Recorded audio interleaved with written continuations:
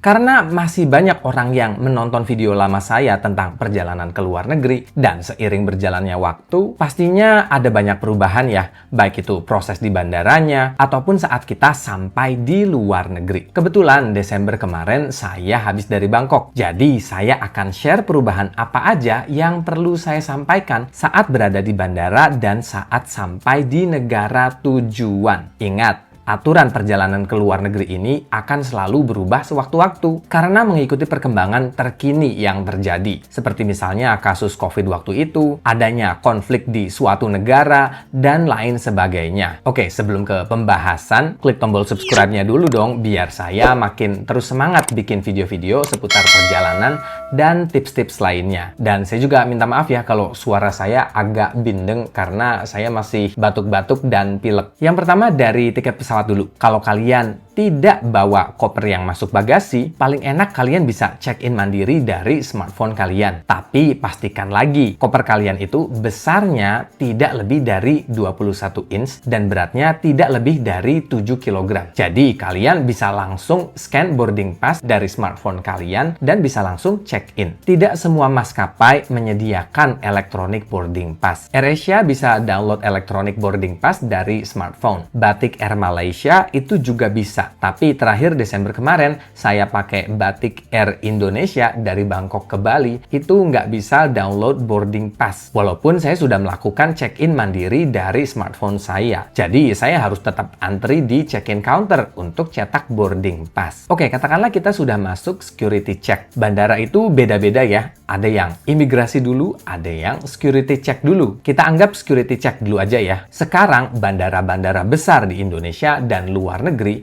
itu sudah semakin canggih. Begitu juga mesin X-ray di security check untuk screening tubuh kita dan barang-barang bawaan kita yang akan masuk ke kabin pesawat. Seperti yang kita tahu ya, benda-benda tumpul seperti stick, tripod, alat olahraga seperti raket, dan lain sebagainya, itu nggak boleh dibawa ke kabin pesawat. Mau taruhnya di koper atau di tas, kalau masuk ke kabin, itu tetap nggak boleh. Benda-benda tajam seperti pisau, gunting, atau benda yang ujungnya runcing, itu juga nggak boleh masuk kabin pesawat. Kalau ada, nanti petugasnya nyuruh kita naruh benda-benda tersebut ke koper yang masuk bagasi. Dan kalau kita nggak bawa koper bagasi, mau nggak mau barang-barang tersebut nanti disita oleh petugas. Saat pemeriksaan security check, tablet, laptop, iPad, atau barang-barang elektronik yang ukurannya besar, itu masih harus dikeluarkan dari tas kita ya. Untuk aturan batasan cairan, itu tetap ya, ukuran botolnya tidak lebih dari 100 ml.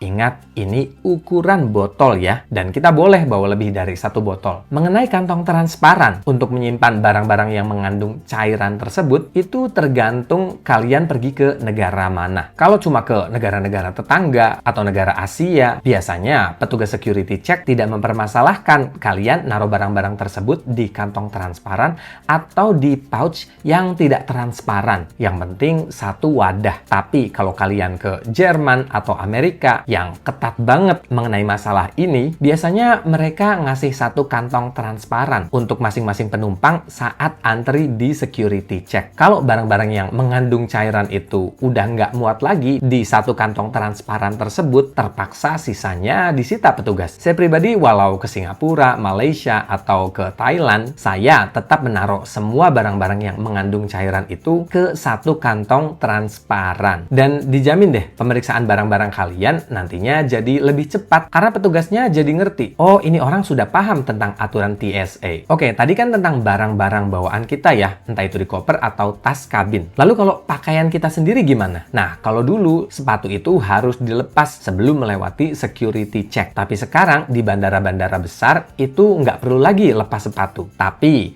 jaket, topi, sabuk, dan jam tangan itu tetap harus dilepas ya. Dan pastikan kantong bener-bener kosong, bersih dari butiran atau serpihan-serpihan pasir atau potongan tisu atau semacamnya. Kalau ada potongan plastik kecil, misalnya bekas potongan plastik permen, itu bisa bikin kita kena screening manual loh. Dan sebenarnya ini bukan masalah besar ya, karena itu termasuk bagian dari prosedur keamanan bandara. Dan kalau kalian kena screening manual, ya kalian nggak perlu takut, malu, atau minder karena setiap harinya banyak juga orang yang kena screening manual, baik yang baru pertama kali ke luar negeri ataupun yang sudah sering bolak-balik ke luar negeri. Itu juga bisa kena. Jadi nyantai aja udah. Di bandara-bandara yang mesin screeningnya sudah maju, termasuk Singapura dan juga bandara-bandara besar di Indonesia, perhiasan emas yang nempel di badan kita seperti anting, gelang, kalung, cincin itu nggak perlu dilepas ya. Pakaian yang kancing atau resletingnya terbuat dari besi atau metal juga biasanya nggak bikin alarm di mesin screening bunyi. Dan kalaupun kancing atau resleting kita bikin alarm bunyi, bukan berarti kita harus ganti baju dengan yang nggak ada kancingnya misalnya. Nggak gitu juga ya. Kalau memang bikin bunyi, ya biarkan petugas melakukan screening manual. Selagi kita tidak menyembunyikan sesuatu di pakaian kita, ya kita nggak perlu takut karena itu adalah hal yang normal di bandara. Berikutnya, checkpoint imigrasi. Beberapa bandara besar di Indonesia itu sudah ada auto gate-nya. Salah satunya adalah Bandara Internasional I Gusti Ngurah Rai. Dan akhir November kemarin, waktu saya mau melewati immigration checkpoint di Bandara Bali, saya kaget sekaligus seneng banget. Ternyata sudah ada auto gate di terminal keberangkatan. Jadi saya nggak perlu berhadapan lagi dengan petugas imigrasi. Tinggal tempel paspor saya, ikuti petunjuk di layar monitor, screening biometrik, lihat kamera, langsung terbuka. Praktis banget pokoknya. BTW nih ya, autogate di Indonesia itu termasuk yang sudah canggih kayak di Singapura. Karena bagi pemegang paspor yang non-elektronik pun bisa pakai autogate ini. Terus pertanyaannya, ngapain buat paspor elektronik yang harganya lebih mahal kalau paspor yang bukan elektronik aja bisa pakai autogate? Ya, memang sih kita diuntungkan dengan kecanggihan mesin autogate yang ada di bandara-bandara besar Indonesia. Tapi kan kita bikin paspor ini untuk bisa keluar masuk di bandara-bandara luar negeri juga ya. Beberapa negara seperti Singapura, sistem autogate bandaranya sudah canggih banget, termasuk Indonesia. Tapi masih banyak negara-negara di luar sana yang masih pakai mesin autogate yang lama, yang cuma bisa scanning data dari paspor elektronik. Contoh saja November lalu tahun 2019,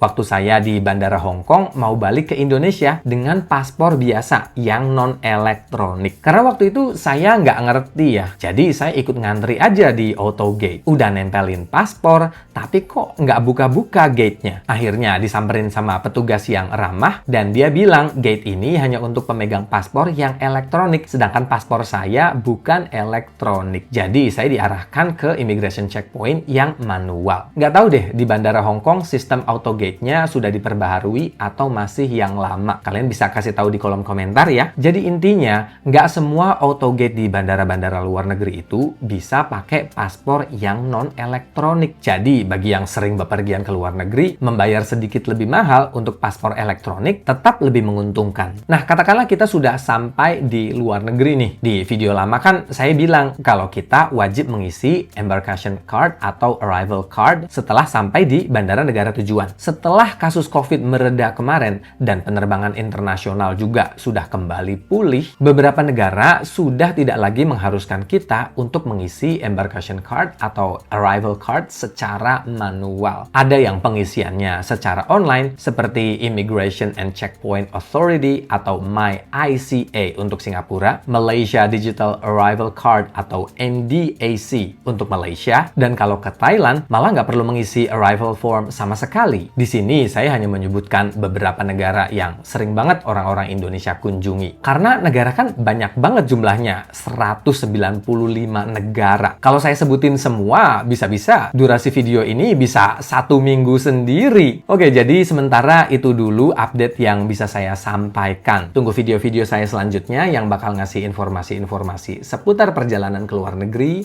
dan lainnya. Terima kasih sudah menonton dan sampai jumpa di video berikutnya.